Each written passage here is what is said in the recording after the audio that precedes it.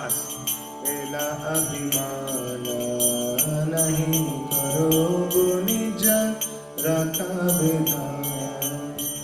तू बधन जानी तू हो राखो विनाथ। बाल्य गोधन ज्ञाना खोरी तू बसाथ। तू बधन जानी तू हो राखो विनाथ। बाल्य गोधन ज्ञाना खोरी तू बसाथ। चाराओ भी माधव जमुना तीरे। बंसी बजाओ तो डाको भी धीरे। चारों यमुना तीरे बंसी बजाओ तो डाको भी। आघाव कमार तो राख विधान। करो भी सदा तू हो गोकुल काना। शेयर किया है मैंने धूम पे। आघाव कमार तो राख विधान। करो भी सदा तू हो गोकुल काना। रखा करो भी तुम निश्चय जानी। पाया करो गुहामा जामुन पानी। रखा करो भी तुम निश्चय जानी।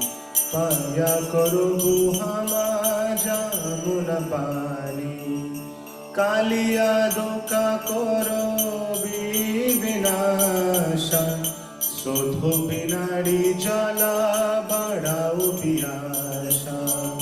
कालिया धोखा करो भी विनाशा। शोधो बिनाड़ी जल बढ़ाओ आशा।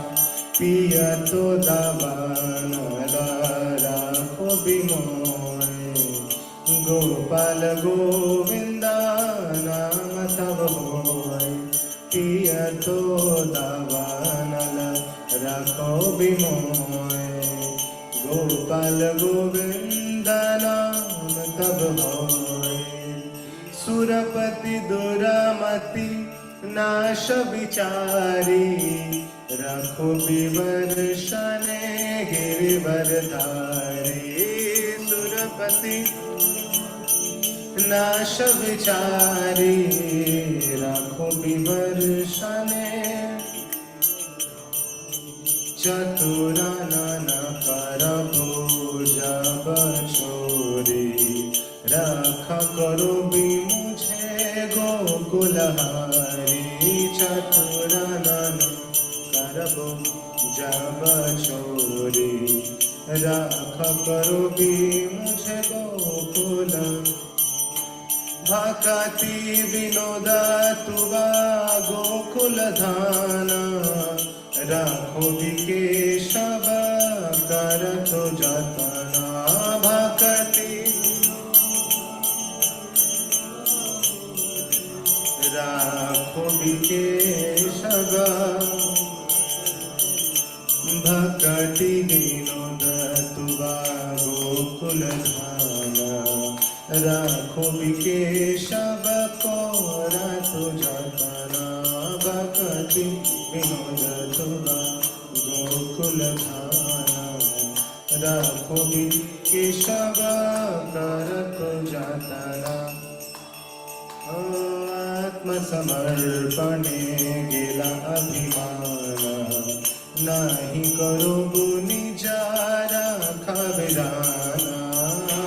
आत्मसमर्पणे गेला अभिमान। नाही करो निज राखा। आत्मसमर्पणे गेला अभिमान। नहीं करो निज राखा विधान। आत्मसमर्पणे गेला अभिमान। नहीं करो निज। हरे कृष्णा कृष्णा कृष्णा हरे हरे।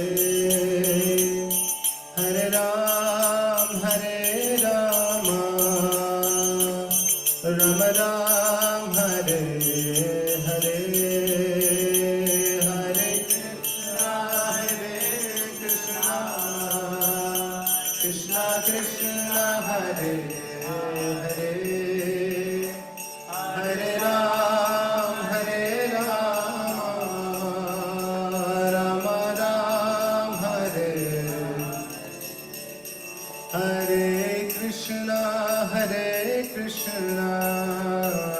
कृष्णा कृष्णा हरे हरे हरे राम राम राम हरे हरे हरे कृष्णा कृष्णा कृष्णा हरे हरे हरे राम राम राम हरे हरे हरे कृष्णा कृष्णा कृष्णा हरे हरे हरे राम राम राम हरे हरे हरे कृष्णा कृष्णा कृष्णा हरे हरे हरे राम राम राम हरे हरे हरे कृष्णा कृष्णा कृष्णा हरे हरे हरे राम राम राम हरे हरे हरे कृष्णा कृष्णा कृष्णा हरे हरे हरे राम राम राम हरे हरे हरे कृष्णा कृष्णा कृष्णा हरे हरे हरे राम राम राम हरे हरे जय प्रभुपदा जय प्रभुपदा प्रभुपदा जय प्रभुपदा जय प्रभुपदा प्रभुपदा प्रभुपदा जय प्रभुपदा निताय गौर हरि बोल हरि बोल हरि बोल निताय गौर हरि बोल हरि बोल हरि बोल हरि बोल गौर हरि बोल शुभवारी युग धर्म हरिनाम संकीर्तन की जय। तो ये जो भजन है हमने अभी गाया, श्रील भक्ति विनोद ठाकुर जी लिखते हैं, आत्मसमर्पण गेला अभिमान।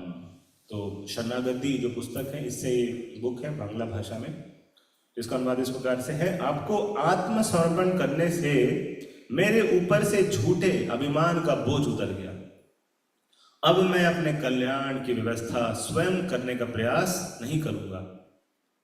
हे प्रभु, मुझे आपके संरक्षण का पूरा विश्वास है, क्योंकि आपकी किसी गाय या बछड़े की तरह मैं भी आपकी अत्यंत प्रिय धरोहर हूं।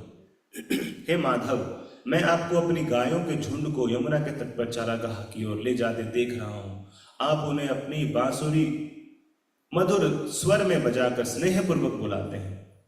अघासुर और बकासुर जैसे विशाल राक्षसों का वध करके आप सदा पूर्ण संरक्षण प्रदान करेंगे। हे गोकुल कान्हा, आपके संरक्षण पर निर्भय और आत्मविश्वासी होकर मैं यमुना का जल पीऊंगा। तो अघासुर और बकासुर का वध हो चुका है इस चर्चा में, और कल या आने वाली क्लास में कालिया के ऊपर चर्चा करेंगे। बकासुर के बारे में चर्चा किया हमने, आज हम चर्चा करेंगे कौन से असुर के बारे में? धेनुकासुर। धेनुकासुर के बारे में इस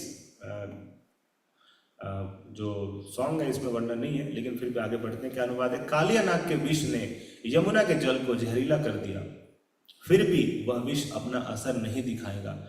आप यमुना को शुद्ध करेंगे और ऐसे वीरता पूर्वक कार्यों से हमारे विश्वास को बढ़ाएंगे। हे गोविंद, हे गोपाल, आप मुझे अवश्य ही उस वन अग्नि, दावाग्नि को निगल कर बचाएंगे। जब देवताओं के राजा इंद्र वर्षा की प्रचंड धाराएं भेजते हैं, तब आप उनके दुर्भाव को निष्फल कर हमें गोवर्धन पर्वत उठाकर बचाएंगे। जब चार मुख वाले ब्रह्मा आपके प्रिय ग्वाल बालों और बछड़ों को चुरा लेते हैं, तब भी हे गोकुल हरि, आप मुझे अवश्य बचाएंगे। अब भक्ति विनोद गोकुल की संपत्ति है। हे केशव, अपने पवित्र धाम में कृपया उसकी रक्षा करें और उसे अपनी देखभाल में रखें। श्री भक्ति विनोद ठाकुर की, श्री प्रभुपाद की जय। ओम नमो भगवते वासुदेवाय। ओम नमो भगवते वासुदेवाय। ओम नमो भगवते वासुदेवाय। तो बहुत बहुत स्वागत है आप सब भक्तों का। आज हम चर्चा करने वाले हैं धेनुकासुर वध लीला के बारे में और इससे जुड़े हुए सिद्धांतों के बारे में। तो आपको हम एक श्लोक शेयर करेंगे 10वें स्कंद से 15वां अध्याय है, जिसमें धेनुकासुर वध लीला आती है और सिद्धांतों के बारे में वर्णन है।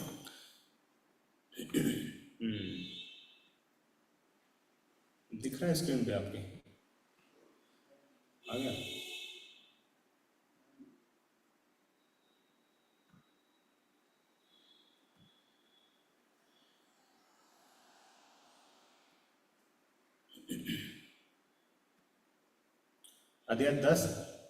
अध्याय 15 स्कंद 10 श्लोक संख्या 22।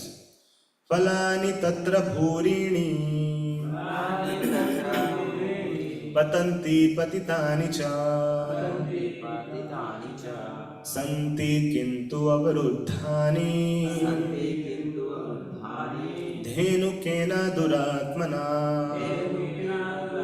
सब लोग साथ में बोलिए। फलानि तत्र भूरीणि पतन्ति पतितानि च सन्ति किन्तु अवरुद्धानि धेनुकेन दुरात्मना। फलानि तत्र भूरीणि पतन्ति पतितानि च सन्ति किन्तु अवरुद्धानि धेनुकेन दुरात्मना। शब्दार्थ अनुवादम तात्पर्य श्री प्रभुपाद जी के द्वारा। श्री प्रभुपाद की जय। तो अनुवाद इस प्रकार से है। उस तालवन में वृक्षों से अनेकानेक फल गिरते रहते हैं और बहुत से फल पहले से ही जमीन पर पड़े हुए हैं, किंतु इन सारे फलों की रखवाली दुष्ट धेनुक द्वारा की जा रही है।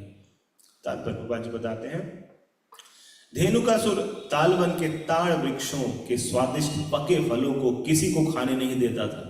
अतः कृष्ण के तरुण मित्रों ने जनता के इस जंगल के फलों का मजा लूटने के अधिकार से अनुचित तौर पर वंचित होने का विरोध किया। ओम ज्ञानतिमिरान्धस्य ज्ञानाञ्जनशलाकया चक्षुरुन्मीलितं येन तस्मै श्रीगुरवे नमः। श्रीचैतन्यमनोभीष्टं स्थापितं येन भूतले स्वयं रूप कदा मह्यं ददाति स्वपदान्तिकं। वन्देऽहं श्रीगुरो श्रीयुतापदकमलं श्रीगुरून् वैष्णवांश्च अन्वितं तं सजीवं साद्वैतं सावधूतं परिजनसहितं कृष्ण चैतन्यदेवं श्रीराधाकृष्णपादान् सगणललिता श्रीविशाखान्वितांश्च। हे कृष्ण करुणा सिन्धु दीनबन्धु जगत्पते गोपेश गोपिका कान्त राधाकान्त नमोऽस्तुते। तप्त काञ्चन गौरांगी राधे वृन्दावनेश्वरी वृषभानुसुते देवी प्रणमामि हरिप्रिये। वाञ्छाकल्पतरुभ्यश्च कृपा सिन्धुभ्यैव च पतितानां पावनेभ्यो वैष्णवेभ्यो नमो। चैतन्य प्रभु नित्यानंद श्री अद्वैत गदाधर श्रीवासादि गौर भक्त वृंद। हरे कृष्णा कृष्ण कृष्ण हरे हरे, हरे राम राम राम हरे हरे।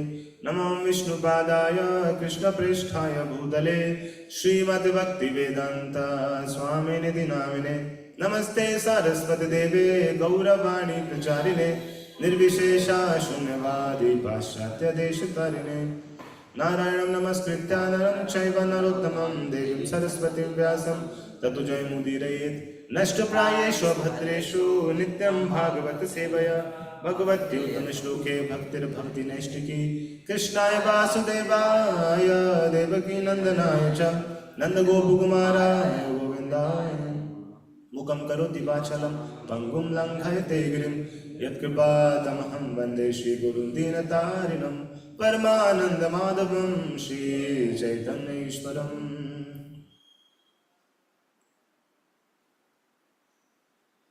हरे कृष्णा।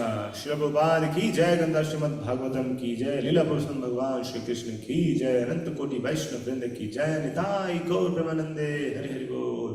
तो बहुत बहुत स्वागत है आप सब भक्तों का आज के श्रीमद् भागवतम चर्चा में, श्री कृष्ण कथा चर्चा में। तो हम चर्चा कर रहे हैं भगवान वृंदावन की लीलाओं के बारे में, और आज एक और असुर का वध होगा, और इस असुर से के वध होने के साथ साथ हम प्रार्थना भी करेंगे हमारे हृदय में अनर्थ रूपी ये जो असुर हैं इसका भी वध भगवान की लीलाओं के माध्यम से, भगवान की कथा श्रवण के माध्यम से हो सके।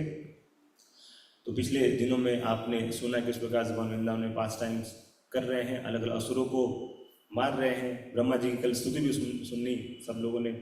आज हम एक और असुर के बारे में चर्चा करेंगे, वो है धेनुकासुर। धेनुकासुर ये क्या है? एक राक्षस है, मिस्टिक पावर्स है इसके, योगिक शक्तियां हैं, और बहुत बड़ा एक गधे के रूप में है। ये ऊपर देखिए, ऊपर दिखा दे ना फ्लोर, सीलिंग जो है सीलिंग, इस सीलिंग से और बहुत ऊपर देखिए, और बहुत ऊपर सीलिंग, उतना ऊंचा जो दिख रहा है ना उतना बड़ा है धेनुकासुर। बहुत बड़ा सा धेनुकासुर है, छोटा मोटा गधा नहीं है और एक कलरफुल गधा है। इसके साथ में जितने पार्षद हैं इसके सारे गधे हैं, और वो भी कलर अलग अलग टाइप के कलर है। जब भगवान जब इसका वध करने वाले हैं ना तो क्या होगा कि जब वध करने के बाद जब सज जाएंगे सारे, बहुत सुंदर मनोरम दृश्य प्रस्तुत करेंगे, क्योंकि इनका बॉडी कलर ऐसा है। तो भगवान जो है अब बड़े हो गए। भगवान अब 5 साल से छोड़ के पौगंड अवस्था में प्रवेश कर गए। कौमार अवस्था से पौगंड अवस्था मतलब 6 से 10 वर्ष की अवस्था। तो पहले तो वत्स चढ़ाते थे, है ना, वत्स चारण करते थे। अब बड़े हो गए। अब किसी ने कहा कि आप बड़े हो गए, हम आप बड़ी गाय हम ले जाना चाहिए हमें, है ना, तो लेकिन बड़ी जिम्मेदारी है। तो अभी क्या करें? मनाना पड़ेगा नंद बाबा को, यशोदा मैया को मनाना पड़ेगा, तभी तो बड़ी गैया देंगे। मतलब बड़ी गैया मतलब ज्यादा दूर तक जाना पड़ेगा। पहले छोटे वत्स को आसपास चढ़ा के आ गए तो नजर में रहते थे। अभी क्या है, बड़ी गैया को चलाना है। पहले तो शौकिया था, तो यशोदा मैया के पास पहुंचे सारे ग्वाल बालों ने बोला कि अब हमें बड़ी जिम्मेदारी लेनी चाहिए। तो ठीक है, यशोदा मैया के पास पहुंचे। यशोदा मैया बोले तुम्हें गौचारण करने की आवश्यकता है, तुम तो नंद के राजा हो, उनके पुत्र हो, इतने सारे नौकर चाकर चरा लेंगे। वह नहीं, मुझे जाना है। तो ठीक है जी, तो लेकिन ये तो मैं नहीं बोल सकती, आपको इसके लिए अपने पिताजी से पूछना पड़ेगा, नंद महाराज से। तो जाते नंद बाबा से पूछते हैं कि हमें भी आप आज्ञा दो, अब हमें बड़ी गाय को लेके जाने के लिए। अब हम बड़े हो गए, 6 वर्ष का हो गए, सोचिए 6 वर्ष का हो गए। हम 8-10 वर्ष में तो गिल्ली डंडा खेलते थे नहीं। तो यहाँ पे गौचारण इतनी बड़ी सेवा के बारे में बात कर रहे हैं, दूर लेके जाएंगे जंगल में। अब ये सुनते तो है नंद बाबा, बोले ठीक है चलो, अब तुम्हारी इच्छा है, तो इसके लिए मुझे पूछना पड़ेगा। क्यों तुम जाओगे तो बाकी सब लोग तुम्हारे साथ, पार्षद भी तो तुम्हारे मित्रगण भी तो जाएंगे, तो एक बार से विचार कर लेते हैं। और कृष्ण सबके प्रिय हैं, ऑलरेडी इतना जो है असुरों का आतंक था बाहर में, कैसे छोड़े, क्या किया जाए। तो मीटिंग होती है, वहाँ पे मीटिंग में डिसाइड किया जाता है कि ठीक है जी अब अलाउ कर देते हैं, लेकिन साथ में बलराम जी भी रहेंगे। तो बलराम जी हैं अगर तो सब भरोसा है, ठीक है, सब अच्छा है ना। तो ठीक हो, तो दे दिया गया। और आपको पता ही है कि रातों रात बात हुई कि अब गैया चराना है, तो चराना है जी गौचारण के लिए। गोपाष्टमी में कथा करते हैं कि उस समय चर्चा करते हैं कि यशोदा मैया ने उनको जूते दिए, ये पहन के जाना गौचारण करने के लिए, कांटे वाटे हैं, पत्थर कंकड़ लग जाए पैर में, तुम्हारे इतने कोमल पैर है, तो इसलिए जूते पहन के जाओ। तो उन्होंने बोला ठीक है, मैं जूते पहनूंगा अगर तो जितनी गैया है ना इन सबको जूते पहनाओ पहले, तभी मैं पहनूंगा। तो ये तो आश्चर्य की बात है। कितनी गाय? 9 लाख गाय नंद महाराज, 9 लाख गाय और एक गाय के 4 पैर, तो 36 लाख। कल सुबह जाना है, कल जाना गोचारण करने, 36 लाख अब जूते बनाइए ये। तो अगर वो बना पाओगे तो ठीक, नहीं तो मैं भी पैदल जाऊंगा। अब ये तो संभव नहीं है, तो पैदल ही जाना पड़ेगा। ये बात पता चल गई गौओं को, तूने तुरंत मीटिंग बुलाई रातों रात, और उनको पता चला कि अब कन्हैया जो है जा रहे हैं हमारे साथ गोचारण करने के लिए, और कंकड़ पत्थर, वो जूते भी नहीं पहने हमारे लिए। तो तुरंत उन्होंने क्या किया, सारे के सारे जितनी भी गैया थी सब बाहर जाती हैं वृंदावन में, और अपने खुर से जितने कंकड़ पत्थर थे सबको क्या कर देती हैं, चूर चूर कर देती है। चूर करने एकदम सॉफ्ट कर देती है, सॉफ्ट, इतना सॉफ्ट कर देती है कि उसमें आप आराम से चल सकते हैं, पता भी नहीं चलेगा। जब हम गोवर्धन परिक्रमा करते हैं तो लौटते हैं, पता है कितनी सॉफ्ट मिट्टी होती है वहाँ की। ऊपर से जब धूप पड़ रही होती है और उसमें पानी पड़ा हुआ होता है तो ठंडी ठंडी मिट्टी, कितना आनंद आता है, सोचिए। तो इतना सॉफ्ट कर दिया रातों रात। ये सेवा भावना होनी चाहिए। देखो भगवान हमारे लिए कष्ट उठाते हैं, हमें लगता है हम बहुत कष्ट उठा रहे हैं भगवान के लिए, वास्तव में भगवान हमारे स्तर पर उतर रहे हैं। भगवान को क्या आवश्यकता थी, एक गैयों के साथ आते हैं, पैदल चलते हैं। तो इस प्रकार से वृंदावन में जाते हैं और वहाँ पे गोचारण कर रहे होते हैं। अब गोचारण कर रहे हैं उनके साथ में ग्वाल बाल उनके सखा भी है। तो कुछ लोग पूछते हैं कि वृंदावन, गोलोक वृंदावन जाएंगे तो करेंगे क्या, वहाँ पे मोबाइल फोन है क्या हमारे पास, तो इंटरनेट है वहाँ पे, ये मन लगेगा कैसे प्रभु जी, मतलब वहाँ पे क्या एक्टिविटी क्या करते हैं, वहाँ पे क्या करना पड़ेगा। वो लोग चले तो जाएंगे, सोचते हैं हाँ, सब बोलते हैं कि गोलोक जाना है गोलोक जाना है, करेंगे क्या वहाँ जाके। तो सुनिए क्या कर रहे हैं। सबसे पहले वृंदावन में प्रवेश करें, वृंदावन के बारे में वर्णन आ रहे हैं यहाँ पे पता नहीं कम समय में कैसे हो पाएगा, प्रयास करेंगे। तो ग्वालों तथा बलराम के साथ श्री कृष्ण अब गैयों को आगे किए हुए फूलों, साग सब्जी तथा घास से पूर्ण वृंदावन के जंगल में प्रविष्ट होने पर अपनी वंशी बजाने लगे। वृंदावन का जंगल भक्त के विमल मन के समान स्वच्छ था और मधुमक्खियों, फूलों तथा फलों से लदा था।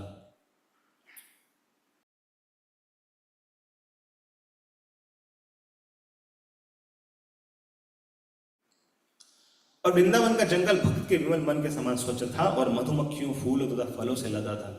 इसमें पक्षी चहक रहे थे और स्वच्छ जल वाले सरोवर समस्त श्रम को हरने वाले थे। तो वृंदावन का जो वातावरण था इतना अनुकूल था कि भगवान के हृदय को, भगवान के साथ बलराम जी और जितने भी उनके गोप सखा थे सबके हृदय को आनंद प्रदान कर रहा था। कहते हैं कि भगवान के अंग प्रत्यंग को आनंद देने वाला वृंदावन था। जितने भी उसमें जैसे कि आंखों से इतने सुंदर दृश्य को देख के भगवान को आनंद लग रहा था। हरियाली थी चारों तरफ, वृक्ष लदे थे फलों से, तो आंखों से आनंद आ रहा था। कान से भौरे झुम झुम कर रहे हैं तो कान से आनंद आ रहा है। चिड़िया चहचहा रही है, मोर कै कै कै कै कर रही है ना, तो इसे बहुत अच्छा लग रहा था सुन, कानों को आनंद प्रदान हो रहा था। जिह्वा से फलों का स्वाद आस्वादन कर रहे थे भगवान, स्पर्श कर रहे थे। जितने फल आदि थे वृक्ष झुक जाते थे भगवान को प्रसन्नता प्रदान करने के लिए, आप हमारा फल स्वीकार करिए, है ना। और इस और नाक से इतना सुंदर वहां सुगंध, चारों तरफ फूलों का सुगंध था, तो सारे अंग प्रत्यंग भगवान के प्रसन्न चित्त हो रहे थे। तो ये वृंदावन की भूमि है ना। कहते हैं कि जो वृंदावन है, वृंदावन 4 प्रकार से वृंदावन बताते हैं आगे। एक तो वृंदावन है गोलोक वृंदावन। गोलोक वृंदावन में वहां पे असुर नहीं है। तो ये जो असुर आते हैं ना, भौम वृंदावन जो यहाँ पृथ्वी पे, तो गोलोक वृंदावन में असुर नहीं, लेकिन असुर का आभास है। हाँ असुर आ जाएगा, असुर वहां पे कोई नहीं है। हाँ असुर है, असुर असुर असुर आना है, भगवान ये लीला कर रहे, असुर नहीं है वहां। तो ये गोलोक वृंदावन। लेकिन इससे भी ज्यादा रस पता है किसमें है? भौम वृंदावन में। इससे भी ज्यादा रस से पूर्ण है भौम वृंदावन, जो भगवान जब पृथ्वी में प्रकट करते हैं, क्योंकि इसमें असुर है तो इसमें ज्यादा इंटेंसिटी होती है। भगवान ये लीला देख रहे हैं ना, अभी पूतना, अभी तृणावर्त आ गया, अभी भौमस, अभी आगे तृणावर्त आएगा, तृणावर्त तो हो चुका ना, अभी बकासुर आगे आने वाला है। तो इस प्रकार से कालिया, तो ये सारे असुर यहाँ पे, तो रस ज्यादा अनुभव होता है, रियलिटी बदल दी। हाँ जी, तो ये है भौम वृंदावन। और एक वृंदावन है जो शुद्ध भक्त प्रकट करते हैं, है ना, या फिर ऐसा कहें कि जहां पे भगवान के नाम रूप गुण लीलाओं की चर्चा होती है, वो स्थान वृंदावन है। जैसे यहाँ पे भगवान के नाम की, भगवान के रूप के गुण की लीलाओं की चर्चा हो रही, तो ये एक्चुअली वृंदावन है, जिसे प्रभुपाद जी ने प्रकट कर दिया सारे विश्व में। और एक वृंदावन है हमारा हृदय, हमारा मन जो वृंदावन हो जाता है। चैतन्य महाप्रभु बोलते हैं मेरा मेरो मोर मन वृंदावन, है ना। हमारा मन क्या है? हमारे मन में काम इच्छाएं, क्रोध की इच्छाएं, क्रोध लोभ, यही तो हमारे मन में वृंदावन नहीं है अभी हमारे प्रकट। हम अभ्यास कर रहे हैं, लेकिन चैतन्य महाप्रभु करता है हमारा मन वृंदावन। एक्चुअली सारा प्रोसेस क्या है? हमारे हृदय को, हमारे मन को वृंदावन बनाना। अल्टीमेटली क्या है पर्पस?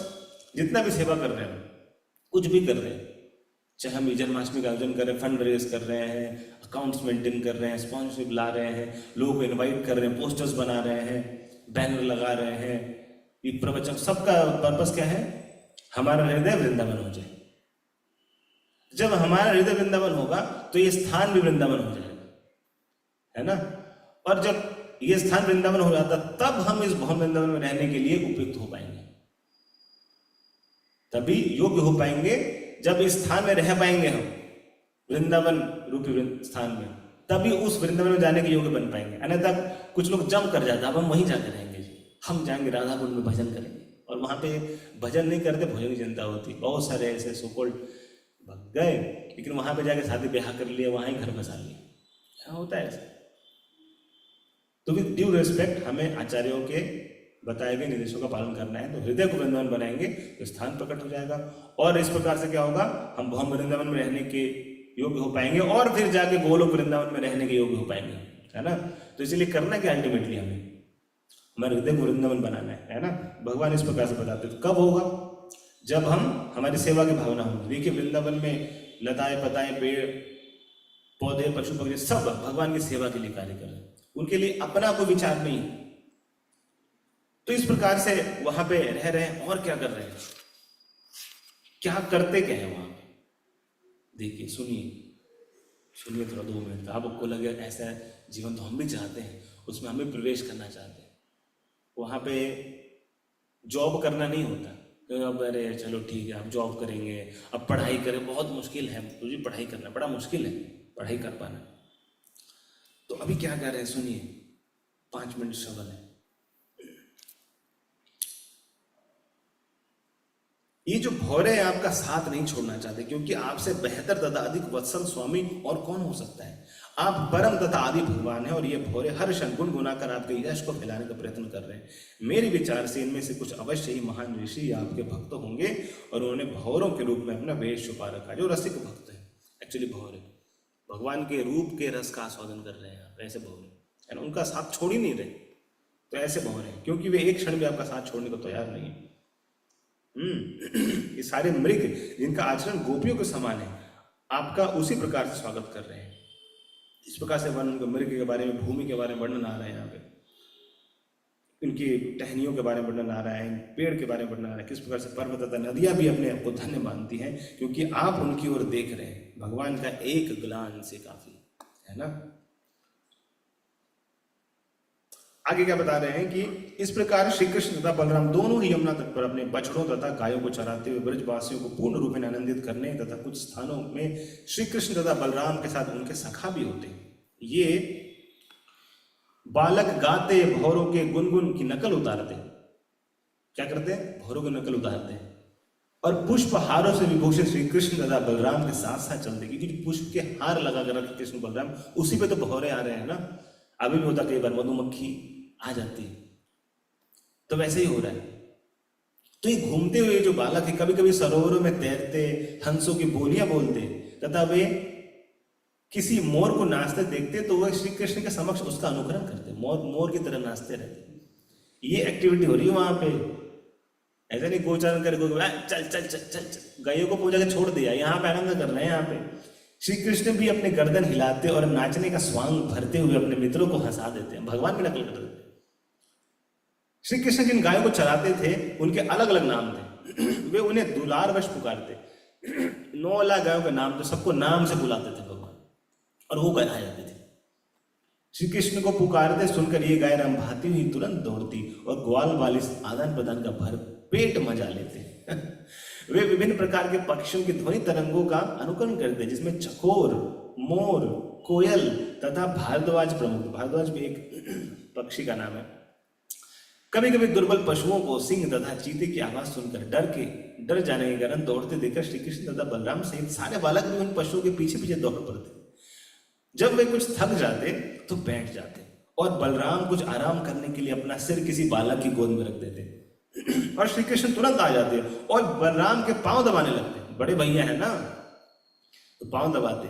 और कभी कभी ताड़ का पंखा लेकर बलराम के ऊपर चलते, जिससे सुखद हवा निकलने पर उन्हें थकान से कुछ राहत मिलती थी। अब भगवान के शरीर में थकान नहीं है, लेकिन ये लीला के लिए भगवान थकते हैं क्योंकि भक्तों को आनंद हो। कभी कभी बलराम के विश्राम करने के समय बालक नाचते या गाते और कभी कभी वे आपस में कुश्ती लड़ते और फिर कूदते फांदते। जब बालक इस प्रकार व्यस्त होते तो श्री कृष्ण भी उनके साथ हो लेते और उनके हाथ पकड़कर उनकी संगति का लाभ उठाते या उनके कार्यों की प्रशंसा करके हंसते। जब श्री कृष्ण थक जाते तो वे किसी पेड़, बड़े वृक्ष के नीचे या किसी ग्वाल बाल की गोद को तकिया बनाकर लेट जाते। तब कुछ बालक आकर उनके पांव दबाते और कुछ पत्तियां से बनाए पंखे से हवा झलते। कुछ अधिक प्रतिभाशाली बालक उन्हें प्रसन्न करने के लिए मीठी तान में गाना गाते। इस तरह शीघ्र ही उनकी थकान दूर हो जाती। भगवान श्री कृष्ण जिनके पांव लक्ष्मी जी दबाती हैं, अपनी अंतरंगी शक्ति का विस्तार करके ग्रामीण बालक के रूप में प्रकट होकर ग्वाल बालों के साथ मिलकर उनका साथ देते। किंतु एक ग्रामीण बालक की भांति प्रकट होने के बावजूद ऐसे अवसर आते रहते जब वे अपने को श्री भगवान सिद्ध कर देते। कभी कभी लोग अपने को श्री भगवान बताकर अबोध लोगों को ठगते हैं। वे केवल ठग सकते हैं, ईश्वर की शक्ति प्रदर्शन नहीं कर सकते। तो इतना आनंद का विषय है। बोला जाए कि स्कूल जाना है, बच्चों को देखे कितनी समस्या होती है, नहीं स्कूल नहीं जाना है। लेकिन उस पूरे स्कूल के दौरान क्या एंजॉय करते सबसे ज्यादा? कौन सा पीरियड एंजॉय करते हैं? गेम वाला पीरियड। तो सोचिए क्लास 7 अगर क्लासेस आपको लेनी है, बीच में एक गेम पीरियड, 4 पहले 3 बाद में। बच्चों को बोला जाएगा देखो चलो तुम्हारे लिए गेम, फर्स्ट पीरियड में क्या होगा? गेम। हरी सेकंड पीरियड में क्या होगा? गेम। तीसरे में गेम। और जो बीच में अगर ब्रेक भी उसमें भी गेम। उसके बाद क्या करना है? फिर से गेम, फिर से गेम, फिर से गेम। तो गेम है तो कौन नहीं जाना चाहेगा? कौन ये पढ़ाई लिखाई ना, और अल्टीमेटली पढ़ के जो ले भी लिया समझ में आया कि उस पढ़ाई का कोई मतलब ही नहीं है। जो हम कर रहे हैं और क्या हमने पढ़ाई की कोई तालमेल ही नहीं। ये मॉडर्न व्यवस्था, ये मॉडर्न एजुकेशन क्या है? 25 साल पढ़ाई की हमने और जो आज जॉब कर रहे हैं उसको कोई तालमेल नहीं है। उतना समझने के लिए बेसिक नॉलेज चाहिए था। तो ये व्यवस्था है जो वास्तव में गधा बनाती है ना। और आज गधा धेनुकासुर है ही आज चर्चा में। तो भगवान यहाँ बता रहे हैं प्रभुपाद जी कि सो कॉल्ड लोग ऐसा नकल करते हैं, लेकिन भगवान बीच में भगवत्ता भी दिखा देते हैं। सरल तो है लेकिन भगवत्ता दिखा देते हैं। तो भगवान ने भगवत्ता बीच में दिखा रहे हैं। अभी क्या है, जब इतना कुछ होने के बाद सारे ग्वाल बाल गए, उन्होंने बोला कि क्यों ना हम ये पास के ताल वन में चले, जहां पे सुंदर सुंदर ताल के फल हैं। ताल फल जो होता है बहुत ही मीठा होता है। और भगवान को बता रहे हैं कि जो ताल वन, इसमें बहुत वृक्ष जो लदे हुए हैं ताल फलों से, और लदा हुआ ही नहीं, इसमें इतने सारे फल नीचे गिर रहे हैं, नीचे गिर गिर के सड़ रहे हैं, खराब हो रहे हैं। और ये जो इतने सुंदर फल है, हमें कैसे पता चला? देखो सुगंध, ये सुगंध है ना, ये उसी ताल वन से होते हुए आ रही है। ये पके हुए फलों की सुगंध है और कितना आनंदमय है। अगर ये आस्वादन करने की इच्छा हो जाए तो कितना, हमारी इच्छा है अगर मिल जाए तो कितना आनंद का विषय है।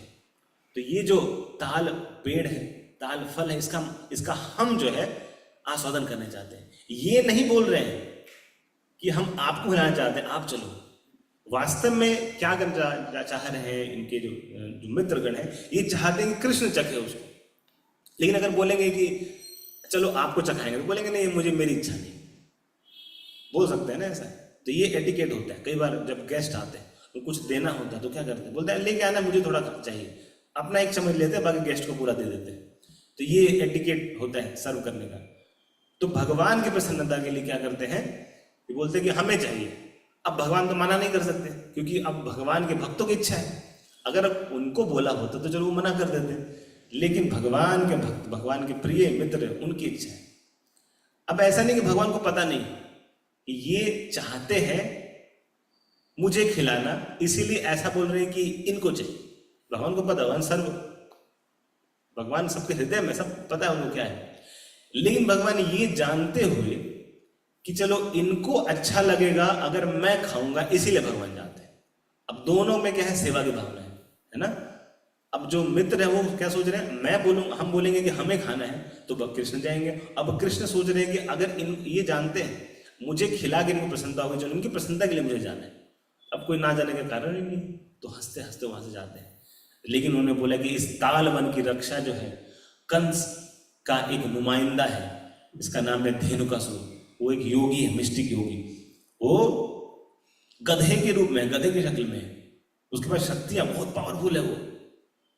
और वो क्या करता है ना, खुद खाता है, खुद तो खाएगा नहीं क्योंकि असुर है, मांस आदि खाएगा, है ना। तो क्या करेगा, मांस खाता है, वो खून पीता है। वो ताल जैसे इतने सुंदर फल फूल नहीं खाता वो, और खुद भी नहीं खाता, और हमें खाने भी नहीं देता, किसी को खाने नहीं देता। इवन पक्षी भी अगर आ जाए, अगर उसको भी खाने नहीं देता, वो उसको मार डालता है। ऐसा दुष्ट राक्षस है। बोला ठीक है जी, अब कृष्ण बलराम वहां से चल देते हैं तालवन में, क्योंकि उनके मित्रों की इच्छा थी। और जाकर क्या करते हैं कि साफ इस लीला में बलराम जी होते हैं। दो असुरों का वध विशेष रूप से किया बलराम जी ने। एक तो धेनुकासुर है, दूसरा अरिष्टासुर, प्रलंबासुर इनको बोलते हैं। तो प्रलंबासुर और धेनुकासुर, तो इसका वध किया था बलराम जी ने। क्यों किया था इसके बारे में चर्चा करेंगे, लास्ट में सिद्धांत समझेंगे तो कि इन दोनों राक्षसों का वध क्यों किया था। बाकी सारे में कृष्ण भी थे, यहाँ भी कृष्ण है, लेकिन बिगिनिंग विशेष रूप से धेनुकासुर का वध किसने किया था, बलराम जी।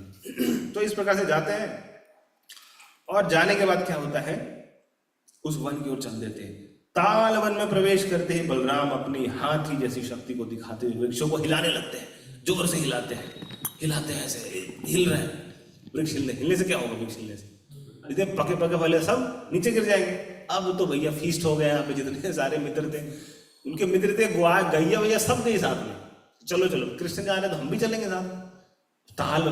ताल फल का आस्वादन करना है, इतनी चर्चा सुन ली है, इतना ग्लोरिफिकेशन सुन लिया, तो अब तो आस्वादन करना पड़ेगा। तो जाते हैं, और इस झटके से सारे पके फल पृथ्वी पर आ गिरे। फल गिरने की आवाज सुनकर वहां पर गधे के वेश में वास करा धेनुकासुर उस और तेजी से बढ़ने लगा। अब पता चला धुम धुम धुम धुम, अचानक से फल गिरे वहां से, तो आवाज हुई तेज, तो धेनुकासुर जाग गया वहां से, और उसके बाद दौड़ता है। अब ये गधे क्या होते हैं, तेजी से दौड़ते हुए आएंगे आपके पास और रुक जाते हैं, और अपने दोनों पीछे की जो दो पैर है उससे मारते हैं। देखा आपने, पीछे के पैर से अटैक करते हैं। तो वैसे ही क्या कि धेनुकासुर आता है तेजी से और दौड़ते दौड़ते आता है, और बलराम जी पे अटैक करता, रुकता है और अपने पीछे पैर से जोर से अटैक करता है बलराम जी की छाती पे। और बलराम जी खड़े थे वहीं, उनको कुछ नहीं हुआ। बलराम जी शक्ति के स्रोत है, अपने फन पे धारण कर रहे हैं पूरे ब्रह्मांड को, उनको क्या हो सकता है, एक छोटे से गधे के दुलत्ती से कुछ नहीं हो सकता। तो खड़े थे, फिर से उसने ऐसा ही किया। अब बलराम जी ने कहा कि इसका उपाय कुछ करना पड़ेगा। तो बलराम जी ने क्या किया, उसके पैरों को पकड़ा, ऐसे वो अस्त्र शस्त्र नहीं उठाए, पकड़ के घुमा दे, घुमाए, इतना तेज घुमाए कि चक्कर चक्का दे। वो घुमाते घुमाते धेनुकासुर मर गया, उसने प्राण त्याग दिया। उसको पटकने फेंकने की जरूरत नहीं पड़ी, बस घुमाते घुमाते ही चक्कर चक्कर खाते ही वो उसने प्राण त्याग दिए। बस घुमाया ऐसे, खत्म। अब वो तो मर गया, अब फेंक दिया उसको। बड़ा सा ताल का वृक्ष था, उसके ऊपर फेंक दिया। अब ताल का वृक्ष इसका जो भार सह नहीं पाया, इसीलिए क्या हुआ, तो ताल का वृक्ष टूट के गिर गया। जब ताल का वृक्ष गिरा तो दूसरे पेड़ पे गिरा वो। अब दूसरा पेड़ भी टूट गया, और टूटते टूटते वो तीसरे पे गिरा, और तीसरा टूटते किस पे गिरा, चौथे पे गिरा, चौथे से पांचवे, करते करते करते करते ऐसे उसके बहुत सारे पेड़ एक वहां गिर गए। धम धम धम धम धम क्रैक क्रैक होते होते बहुत कुछ वहां पेड़ गिर गए वहां। तो इस प्रकार से इस धेनुकासुर का वध कर देते बलराम। अब जब धेनुकासुर का वध हो गया, तो इसके जितने भी एसोसिएट्स थे, पार्षद, वो भी सब गधे ही थे। तो कलरफुल गधे थे सारे के सारे, इसके रिलेटिव सब आ गए। ऐसा कैसे मार दिया हमारे स्वामी को, धेनुकासुर को, और सब आते हैं। उधर से कृष्ण भी आ गए, बोले अब देखो मजा और भी आएगा। तो कि एक एक करके क्या कर रहे हैं, बिल्कुल ऐसे घुमा रहे हैं और पेड़ में फेंकते जा रहे हैं, घुमा रहे हैं पेड़ में फेंक रहे हैं, आ रहे हैं सारे के सारे। अब देखिए, देखा सारे इनके एसोसिएट्स ने कि धेनुकासुर का वध कर दिया बलराम जी ने, और इतनी आसानी से वध कर दिया। लेकिन फिर भी क्या होता है, उनको ये समझ बात नहीं आई कि हमारे साथ वैसा ही होने वाला है। तो ये है ग्रॉस मेटीरियलिस्टिक इग्नोरेंस। हमें पता है कि क्या होने वाला है हमारा परिणाम, फिर भी हम क्या करते हैं, अपनी इंद्रिय तृप्तियों को पूरी करने के लिए प्रयास करते रहते और इस तरह से असत संग में रहते हैं। हमें दिख रहा है परिणाम क्या होने वाला है, फिर भी तेजी से आगे बढ़ रहे हैं कृष्ण बलराम की ओर, है ना। तो ये हमें समझना पड़ेगा कि किस प्रकार ये लीला होती है। अब धेनुकासुर यहाँ पे क्या रिप्रेजेंट कर रहे हैं? धेनुकासुर श्रील भक्तिविनोद ठाकुर बताते हैं अपने कृष्ण रसामृत में, कौन सा बुक है वो, कृष्ण रसामृत, इसमें बता रहे हैं कि धेनुकासुर क्या कर रहा है। हर एक जो डेमन है एक एक अनर्थ को रिप्रेजेंट करता है। तो ये रिप्रेजेंट कर रहा है gross materialistic intelligence and ignorance of spiritual knowledge, है ना। तो ये यहाँ बताया, मैं आपको एक शेयर कर रहा हूँ, एक बहुत सुंदर सा एक प्रेजेंटेशन है, आप इसे समझ जाएंगे क्या है। तो हमारे एआई ने कल ही रात में बनाया है इसको, दिख रहा है ना। तो इसे सरलता से समझ सकते हैं, याद रखना भी आसान होगा। तो धेनुकासुर, ये जो वाइस चार्ट है, वाइस मतलब बैड क्वालिटीज, अब सिंबल देखिए पिक्चर के साथ कुछ लिखा हुआ है और इसका निराकरण भी क्या है। धेनुकासुर जो है वो क्या रिप्रेजेंट करता है, materialistic hard labour without spiritual gain. तो इसमें हार्ड लेबर क्यों कर रहा है, एक गधा जो होता है, गधा क्यों करता है इतनी मेहनत, उसे लगता है कि अगर मैं मेहनत नहीं करूंगा ना तो मैं जिंदा कैसे रहूंगा, मेरे मेहनत के कारण नहीं होता है ऐसा। तो इसका एक नाम होता है वैशाख नंदन, गधे का नाम होता है वैशाख। वैशाख के महीने में जब इतनी हरियाली नहीं रहती तो उसमें मोटा हो जाता है, और जब हरियाली सावन के महीने में देखेंगे तो पतला दुबला हो जाता है। तो ऐसे उल्टा है, घास तो सब जगह। तो उस समय बहुत मेहनत करता है, उसे लगता है कि मेहनत करूंगा मैं तभी खाऊंगा, अपने मेहनत का कमाएंगे खाऊंगा, फोकट में नहीं खाता मैं। तो उसके लिए बहुत मेहनत करता है वैशाख के महीने में, सूखा रहता है उसमें, तो खा खा के मोटा होता है उसमें। लेकिन हरियाली आसानी से उपलब्ध है। तो उसी प्रकार से कई लोग भक्तों के बारे में सोचते हैं, कह रहे आप लोग क्या करते हैं, आप लोग खाली बैठे रहते हैं, करना क्या, भजन करो प्रसाद हो जाता है। एक बार ऐसे प्रभुपाद जी को बोला किसी ने कि आप लोग हरे कृष्णा वाले क्या करते हैं, क्या कंट्रीब्यूट कर रहे हैं इकोनॉमी में, आप कुछ नहीं कर बैठ के हरे कृष्णा करते हैं, आप खाते रहो जी। प्रभुपाद जी ने बोला कि ठीक, अगर ऐसा है, अगर आपको लगता है तो आप भी आ जाओ हमारे साथ, आप भी आ जाओ हमारे, बैठ के खाओ भजन करो। हालांकि ये करना तो असंभव है, लेकिन चलो ठीक है। तो प्रभुपाद जी ने बोला आ जाओ, हम आपको खिलाएंगे, जीवन भर खिलाएंगे। बोला नहीं, हम अपने कमाई का खाते हैं। तो ये एक्चुअली मेंटेलिटी जो है, ये धेनुकासुर की मेंटेलिटी, हम मेहनत करेंगे, आपको खाने के लिए मेहनत करने की आवश्यकता नहीं है, भगवान ने उचित व्यवस्था की हुई है। हमें सोचना चाहिए हमारा भजन कैसे होगा। तो हमें लगता है कि हम बहुत मेहनत कर लेंगे तो धन कमाएंगे, तभी हो सकता है। स्टेटस मेंटेन करने के लिए चाहिए ना, करना पड़ेगा। इसीलिए क्या करते हैं, मेहनत करते रहते हैं दिन रात, सुबह शाम प्रमोशन चाहिए जी, पॉलिटिक्स चाहिए, ये बैक बाइटिंग, बहुत कुछ होता रहता है, हार्ड लेबर। स्पिरिचुअल गेन के लिए कोई व्यवस्था नहीं। इसका उपाय क्या है, बैलेंस करना पड़ेगा, वर्क और डेली साधना। हमारी साधना होती है, ड्यूटीज भी करते हैं, लेकिन बैलेंस करना बहुत आवश्यक है। हम ऐसा नहीं कि इतना मेहनत कर रहे हैं गधे की तरह, भूल गए स्पिरिचुअल हमारा क्या बेनिफिट है। दूसरा, चूंकि ये राक्षस क्या कर रहा था, धेनुकासुर क्या कर रहा था, सारे ताल बन के ताल फलों को रोक दे रहा था, हम भी नहीं खाएंगे और दूसरों को खाने भी नहीं देंगे। तो ये ईर्ष्यावश ऐसा होता है, कंट्रोलरशिप की भावना से होती है। ये है मेरा, अहम ममेति, अहम एंड मम इति, मैं और मेरा, ये मेंटालिटी होती तो हम क्या करते हैं, सब मेरा है, कोई और भोग नहीं सकता। ऐसा कैसे, हमने कमाया है, हम ऐसे कैसे डोनेशन करते हैं हम जन्माष्टमी का। हाँ, आप डोनेशन लेते हो लोग, हम तो आएंगे बस खाने को, ठीक है, हमें कोई दिक्कत नहीं है। लेकिन अगर उसमें आप सोचिए, अगर धेनुकासुर ने थोड़े से ताल के फल दे दिए होते कृष्ण बलराम तो क्या होता, अगर थोड़े से दे दिए होते तो क्या होता। सबसे पहले तो उसकी मृत्यु नहीं होती, इमीडिएट बेनिफिट तो ये मिलता। उसके बाद भगवान प्रसन्न हो गए, भगवान के पार्षद प्रसन्न हो गए, तो निश्चित रूप से उनका भी उद्धार हो जाता है ना। लेकिन ये बोला नहीं, मैं अपने स्वामी के प्रति उत्तरदायी हूँ, कंस के प्रति उत्तरदायी हूँ। अब ऐसा हमारे साथ भी होता है, हम कई बार ऐसी सेवा करते हैं तो वैसी हमारे स्वामी की मेंटालिटी भी हमारे अंदर आ जाती है। तो बाहरी तौर पे जो इस तरह से कार्य करते हैं तो देखेंगे कोई वैसी मेंटालिटी आ गई, तो कंस की सेवा कर रहा था, कंस की मेंटालिटी आ गई, है ना। तो इस तरह के लीडर्स जो होते हैं, जो leaders of family stopping others from chanting और टेम्पल विजिट्स, रोकते हैं, केवल फैमिली मेंबर्स रोकते हैं ना, नहीं नहीं अभी भजन करने का, भक्ति करने का टाइम नहीं है, अभी क्या धोती कुर्ता बांध दिया तुमने, अभी खाओ पियो मजे करो हमारी तरह, बाद में करना 60 वर्ष के बाद। अच्छा आपकी आयु हो गई 60 वर्ष, आप करेंगे? नहीं नहीं हम नहीं करेंगे, तुम ही करो। तो ये समस्या होती है, खुद भी रोकते हैं, बाकियों को भी रोकते हैं। खुद भी नहीं करना है, हम भी नहीं करेंगे, लेकिन दूसरों को भी करने नहीं देंगे, क्योंकि हमारा कंट्रोल है ना आप पे, इसीलिए। तो ये समझते हैं। तो क्या करना चाहिए अपोजिट इसका?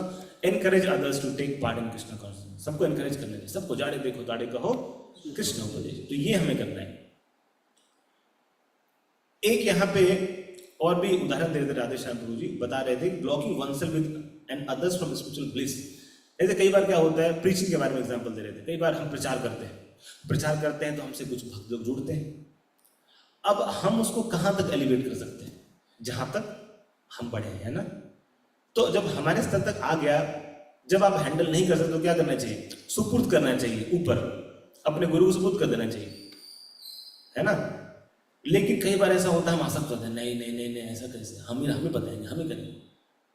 प्रभु जी बता रहे थे कि एक बार एक व्यक्ति, उनके जो काउंसलर थे, वो और किसी को काउंसलिंग करते थे, उन्होंने बताया कि प्रभु जी एक बात बताइए कि क्या करना चाहिए, उनको मैं प्रीच कर रहा हूँ, उनको आपको हैंड ओवर कर देना चाहिए या अपने पास ही रखना चाहिए, ये लोग जाना चाहते हैं। तो प्रभु जी ने बताया कि देखो, कल होके आप जब सीनियर टीचर बन जाओगे और आपके काउंसलर होंगे तो आप क्या एक्सपेक्ट करेंगे? तो मैं चाहूंगा कि वो लोग बढ़े और फिर आगे मैं गाइडेंस दूंगा। तो जब आप एक्सपेक्ट कर रहे हो ऐसा, तो आप ऐसा क्यों नहीं कर रहे, है ना। तो हमारा भी टीचिंग करते तो हमारा उद्देश्य क्या होता है कि उनको प्रमाणिक गुरु से मिला देना, बस हमारी यही सेवा है। एक बार प्रमाणिक गुरु से मिल गया, दैट्स इट, हमारी सेवा समाप्त। क्या है, कोई भी इनको प्रीच करते हैं, उनको क्या करना है? प्रमाणिक गुरु से मिला, अब गुरु से इंस्ट्रक्शन लेके अब आप जो सेवा करें, हमारी सेवा बस यही। हमें गुरु नहीं बनने, हमें गुरु, हमारे आदेश का पालन करो जी। हमने तुम्हें गुरु दिलाया इसलिए हमारे गुरु आदेश का पालन, ऐसा नहीं। अगर गुरु बोलते हैं कि आपको उनका आदेश का पालन करना, दैट इज फाइन। तो अदरवाइज आसक्त हो जाते हैं, यहाँ से स्पिरिचुअल बेनिफिट से रोकते हैं। और क्या है बता रहे हैं, hostility towards truth due to false ego. जो सत्य है उससे हम क्या करते हैं? हॉस्टिलिटी रखते हैं, शत्रुता रखते हैं। Arguing against scriptures without understanding, तो शास्त्रों में तर्क वितर्क करते हैं बिना समझे। कुछ लोग आ जाते हैं, आप बताइए शास्त्रों में ऐसा कहाँ लिखा है, दिखाओ जी। कल ऐसे ही आर्ग्यूमेंट कर रहे थे, हमने सीरियल में देखा है। मतलब सीरियल में क्यों देखते हो आप प्रमाणिक शास्त्र पढ़ो ना। कुछ लोग, अभी जो प्रसंग चल रहा है कि स्त्रियों के बारे में हमारे कुछ साधुओं ने बोला है, तो उसके बारे में लोग आउट ऑफ द कॉन्टेक्स्ट लेके बात बढ़ा चढ़ा के बोल रहे हैं। सो कॉल्ड बॉलीवुड के actor actresses against this sadhus बहुत सारी बातें बोल रहे हैं। तो ये सब वास्तव में क्या कर रहे हैं? अपने आध्यात्मिक जीवन का पतन ही कर रहे हैं, बिना सोचे समझे स्टेटमेंट दे रहे हैं।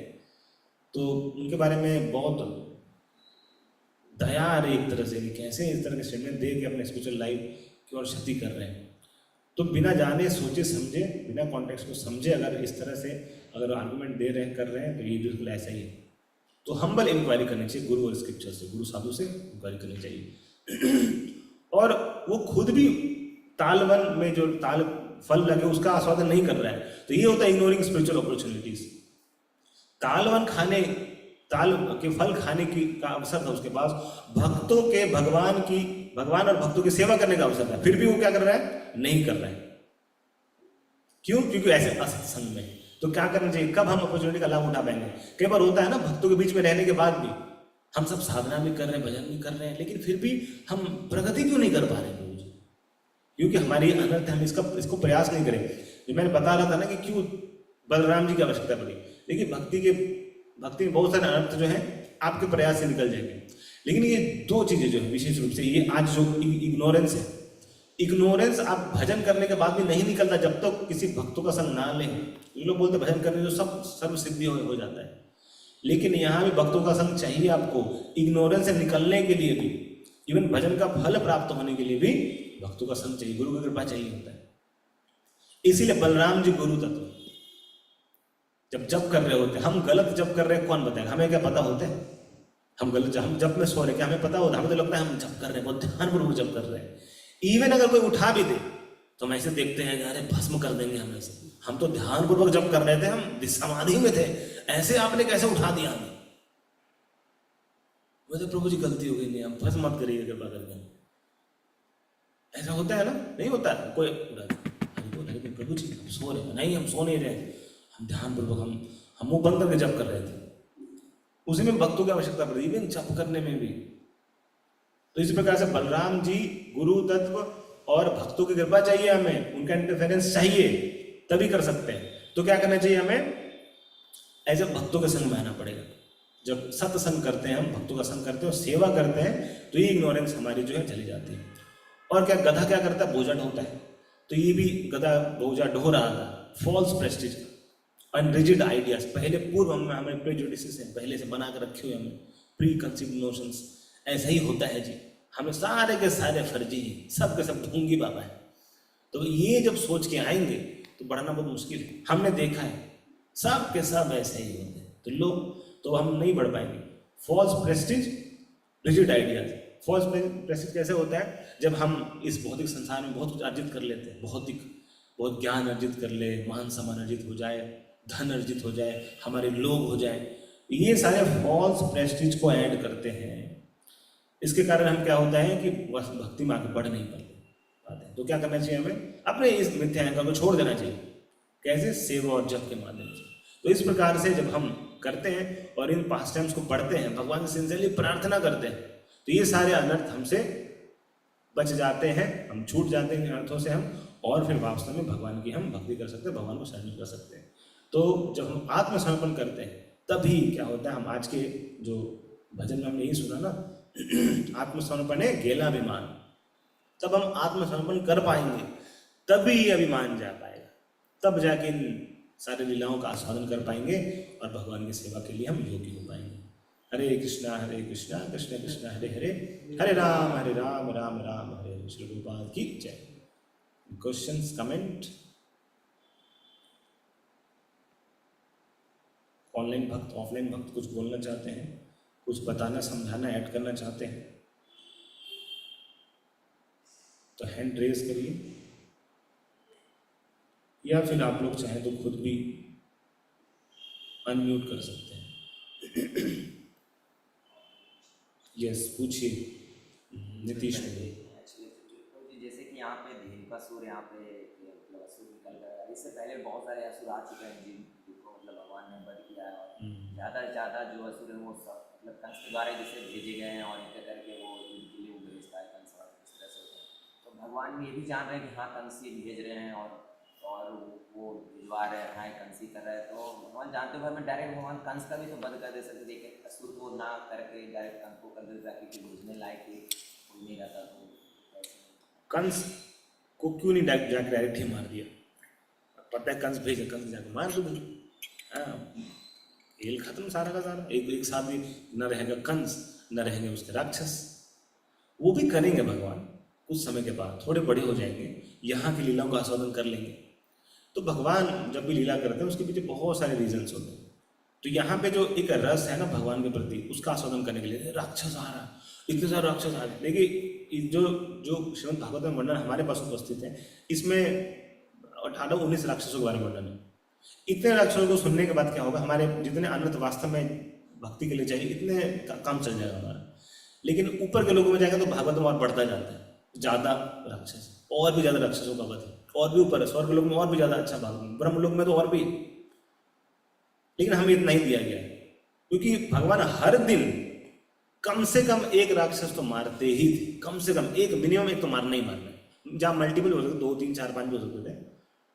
अब राक्षसों को मारने के बाद क्या होता था, अब इसकी लीलाओं का आस्वादन करते थे, उनको सुनाते थे, इतने सखाते, नीचे आकर दिन में मारा, यहाँ पे आप कथा कर रहे हैं ऐसे, जैसे कथा सुनकर अच्छा लग रहा है ना, उसी प्रकार से जो लोग नहीं जा सकते थे गोचारण के लिए, उनको सुनकर बड़ा आनंद आता है, अच्छा दैट झूठा सत्य, ऐसा कैसे कर सकता है कृष्ण, जरूर ये भगवान की कृपा है। तो सुनने के बाद अच्छा लगा, अरे छोड़ो ठीक, बच्चा छोटा सा बच्चा क्या करेगा, तो ये आस्वादन, तो लीला आस्वादन कर रहे हैं। वहां भी जाएंगे कंस के बारे में, और कंस डिक्लेयर नहीं कर रहा था मैं भेज रहा हूँ, उसके पार्षद थे, है ना, पार्षदों के माध्यम से भेज रहे थे। ये सारे के सारे जो दिग्विजय कर रहा था जब कंस, उसने सारे राक्षसों पे विजय प्राप्त की थी, मारना नहीं था उसने, लेकिन बोला था मेरे काम के तुम रह जाओ। तो नॉर्थ ईस्ट के बहुत सारे राक्षस नॉर्थ ईस्ट के हैं बहुत सारे, तो उधर से पकड़ पकड़ के लेके आए है ना। नहीं मैं रियलिटी बता रहा हूँ, वहीं के राक्षस उधर दिग्विजय करने गया था ना कंस, तो वहां से पकड़ पकड़ के लाया, तो ये उधर से ही आके लेके आ रहे हैं। महाराज बता रहे थे, ये भक्ति आशा वैष्णव स्वामी महाराज बता रहे थे, उधर के राक्षस सारे के सारे तो भी कंस का भी उद्धार करने जाएंगे। कंस का अभी कंस भी युद्ध करने को नहीं बता रहा, उसने बोला देखने को आओ। अब वो वहां पर युद्ध करते हैं अपने एरिया में, अब इतने राक्षसों को भेज के देख लिया ना, क्योंकि कंस का भी गुडविल था ना, वो ऐसे नहीं कर सकता था कि चलो मैं खुद जाके मार दूँ, वो भी राजा था भाई, प्रतिष्ठित था, तो धीरे धीरे चाहता था कि हाँ ऐसा कर दे। बाद में बोला आ जाओ मल युद्ध देखने को, फिर करेंगे। तो बड़े बड़े छोटे बच्चे उससे बड़े बड़े चानूर मुस्टिक उससे लड़ा दिया। अब वो भी जब लीला सुनेंगे देखेंगे भगवान कैसे, जैसे कि बैक टू बैक बहुत सारे मल्ल युद्ध करने वाले पहलवान थे, उसका नाम सुन के ही डर जाते थे। मतलब अगर खड़ा हो जाए कौन ना, तो एक पंच मार के नॉकआउट कर दे, इतने शक्तिशाली थे। अब उनसे युद्ध कर रहे हैं कृष्ण बलराम, एक एक करके, एक गया दूसरा आया, दूसरा तीसरा चौथा। नॉर्मली फाइट में क्या होता है, पहला अगर हम युद्ध करते हैं ना, पहला अगर युद्ध कर दिग्विजय को, तो क्या होता है दूसरे में थक जाते हैं। अब सेम स्ट्रेंथ वाले से नहीं लड़ सकते, तीसरा करे तो और थक जाए, चौथे में तो हारना ही हारना, कितना लड़ सकते एक स्टेज में। लेकिन ऐसा नहीं हो रहा था, पहले युद्ध में भगवान लड़ रहे हैं और दूसरे में और पावर से लड़ रहे हैं, तीसरे में और लड़ रहे हैं, लास्ट में सब हार गया, उसके बाद कंस की तरफ कुछ कर दे, बोले अब तो हो गया है, वो ऐसे फाइट करके हरा देते हैं। तो इस प्रकार से वहाँ लीला करते हैं, ये भी आस्वादन करते हैं इस लीलाओं का, ठीक है। तो भगवान जो अपने भक्तों के रस को वर्धन करने के लिए लीलाओं का आस्वादन करते हैं, है ना, ठीक है। कुसुमा माता जी बोल रहे हैं कुछ, बोलिए। हरे कृष्णा प्रभु जी, धन्यवाद प्रणाम, thank you for very nice lecture. मेरे को एक डाउट था प्रभु जी, ये धेनु माने इज इट बेल, आक्स को धेनु बोलते हैं करके सोच रही थी मैं। अभी आपने पूरा कहानी बताने के बाद पता चला धेनुकासुर माने ये तो गधा है करके, धेनु माने मैं बेल सोच रही थी, तो मैंने सोचा आपसे पूछ लेती हूँ। गधे को धेनु बोलते हैं, ठीक है, इसलिए धेनु का असुर। ठीक है, हरे कृष्णा, धन्यवाद प्रणाम प्रभु जी। ठीक है, क्वेश्चन बोलिए।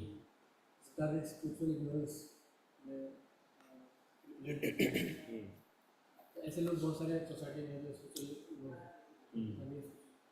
लोग उनको डील करना पड़ता है, तो उनके साथ स्टार्टिंग में कैसे अप्रोच कर सकते हैं, उनके इग्नोरेंस को कैसे हम दूर करें? बहुत अच्छा प्रश्न है कि हम सोसाइटी में रहते हैं, डील करते हैं, ऐसे बहुत सारे धेनुकासुर तो नहीं बोल सकते, लेकिन उनके जैसे मिलते जुलते होते हैं कि अपने ग्रॉस मटेरियलिस्टिक एजुकेशन के कारण वो भक्ति में नहीं आते या स्वीकार नहीं करते। तो ठीक है, उन्हें क्या करना चाहिए, संग देना चाहिए, है ना। यहाँ पे तो भरपूर संग मिल गया, एक ही बार में हरी बोली हो गया। तो एक्चुअली उनको बाहर से गोली नहीं मारनी, उनके अंदर प्रवृत्ति उनको खत्म करना है। तो जब उनको बलराम जी का संग मिल जाता है तो ऑटोमेटिकली ये प्रवृत्ति खत्म हो जाएगी। तो बलराम जी का संग देना चाहिए किसी न किसी प्रकार। बलराम जी का संग देने का मतलब क्या है, उनकी शिक्षाओं का संग देना, प्रभुपाद जी का संग देना। बलराम जी के रिप्रेजेंटेटिव है प्रभुपाद जी, प्रभुपाद जी का संग देना चाहिए, उनको बुक्स इंट्रोड्यूस करना चाहिए, ये जो फिलोसफी है वो इंट्रोड्यूस करना चाहिए। अगर डायरेक्टली नहीं कर सकते तो बिगिन विद प्रसादम करना चाहिए। प्रसादम से क्या होता है, हृदय रेडी होता है, सुकृति इकट्ठा होती है, फिर सुनने को तैयार होते हैं, धीरे सुनते हैं। हमें मेरे ऑफिस में एक है, उसको जहाँ खाली समय मिला, अच्छा ये बताइए अच्छा ये बताइए, मैं कहता आप धीरे धीरे लूप में आना है, कुछ नहीं है, खाली प्रसाद खिलाइए। अब खुद ही बोलते हैं, आप अगली बार जो लाएंगे पराठा पूरा लाइएगा पहले मैं एक पराठा ले गया, थोड़ा टुकड़े में तोड़ के दिया, अच्छा लगा, अगली बार खूब पराठा लाइएगा, एक पराठा। फिर ये प्रसाद, स्वीट्स, वृंदावन का प्रसाद, मंदिर का प्रसाद, अब प्रसाद ले, कुछ नहीं, आप काम, आपको कुछ बताने की जरूरत नहीं, खुद ही पूछेंगे। और जो इंटरेस्टेड है उसको बताना हमारा फर्ज है। अगर आप जो जिज्ञासु को नहीं बताते हैं तो एक्चुअली उसके प्रति हिंसा करना है। जो जिज्ञासु नहीं है, द्वेषी, उससे बच के रहना है। जो द्वेष करता है उसको इनडायरेक्टली प्रीच करना है। प्रीच तो सबको कर सकते हैं, इनडायरेक्टली प्रीच करना है। तो द्वेषी व्यक्ति को कैसे प्रीच करेंगे? डिस्टेंस बना लीजिए, थोड़ा भी फेवरेबल। अगर मान लीजिए प्रसाद भी ग्रहण नहीं करते तो डिस्टेंस बना लीजिए। अगर प्रसाद ग्रहण कर रहा तो फिर भी फेवरेबल प्रसाद दीजिए, धीरे धीरे करते करते करते करते, और बाहर में अपने आचरण से प्रीच करना चाहिए। आप उनको बोल के प्रीच नहीं कर सकते, अपने आचरण से प्रीच कर सकते हैं। तो आप देखेंगे कि उनके काम में आप हेल्प कर रहे हैं, उनके सर्विस में हेल्प कर रहे हैं, आपका आचरण अच्छा है, विनम्र है, आप ईमानदार है बाहर में ऑफिस में, है ना, आप इंटरवेशनों का सहारा नहीं लेते हैं। वो पार्टी कर रहे हैं बैठ के, आप भी वहाँ पे अगर बैक बाइटिंग हो रही है किसी, आप भी ऐड कर रहे हैं, हाँ जी मेरे तरफ से 2 लाइन ले लो जी, तो भाई हमारे जैसा ही बैठ के ही करते हैं ना। 4 लोग बैठेंगे तो जो 5वां जो नहीं उसके बारे में बात करेंगे, वो 5वां आ जाएगा गया तो उसके बारे में बात करेंगे। ऐसे होता है ना, ये पॉलिटिक्स इसको बोलते हैं। तो ये आपने भी ऐड कर दिया तो बोलेंगे तो हमारे आ जाओ इधर, हमारे ग्रुप में आ जाओ, तुम्हारा सब बोलना बेकार, प्रीचिंग करना बेकार है। तो आप उसमें ऐड मत करिए, जहाँ मौका मिलता है प्रचार करिए। इस तरह से अगर हम रेगुलरली डिग्निटी बना के रखें, भक्त की डिग्निटी, आप ये सोचिए रिप्रेजेंट कर रहे हैं भगवान को, भगवान के भक्तों, तो फिर देखेंगे कि धीरे धीरे वो फेवरेबल हो जाते हैं। ठीक है, तो यहीं पे रखते हैं हम आज की चर्चा को। ग्रंथराज श्रीमद् भागवतम की जय, श्री प्रभुपाद की जय, समेत भक्त वृंद की जय।